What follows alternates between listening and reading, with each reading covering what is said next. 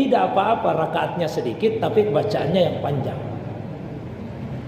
Aisyah radhiyallahu anha misalnya bercerita, ini kata Aisyah, maka Rasulullah SAW yazidu fi Ramadan wala fi ghairihi ala 11 rakaatan. Nabi itu tidak pernah lebih melaksanakan salat di malam hari, baik di Ramadan atau di luar Ramadan, tidak pernah lebih 11 rakaat. Nah, lalu setelah itu diuraikan, karena yusalli arba'an, awalnya Nabi salat dulu 4 rakaat.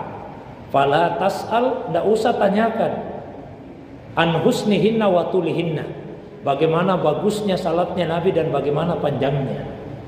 Summa yusalli arba'an, setelah itu Nabi salat lagi 4. Fala tas'al an husnihinna wa tulihinna, tidak usah tanyakan bagaimana bagusnya, bagaimana panjangnya. Summa yusalli salasan, setelah itu beliau salat 3 rakaat. Apa maksud perkataan Aisyah radhiyallahu anha, tidak usah tanyakan bagaimana bagusnya, bagaimana panjangnya? Paling tidak ada 3 penjelasan ulama. Ada ulama yang mengatakan maksud perkataan Aisyah tidak usah bertanya, karena biar kalian bertanya, saya juga susah menjelaskan begitu bagusnya dan begitu panjangnya. Ada juga ulama yang mengatakan tidak usah tanyakan, karena kita sudah sama-sama tahu bagaimana bagusnya dan panjangnya salatnya Nabi. Yang ketiga, ada ulama yang mengatakan maksud perkataan Aisyah tidak usah tanyakan, karena biar kalian bertanya lalu saya jawab, kalian juga susah mencontohnya karena begitu panjang dan begitu bagusnya. Tapi ini gambarannya. Ada sahabat Nabi namanya Abdullah bin Mas'ud. Kata beliau, saya pernah suatu malam salat di belakangnya Nabi.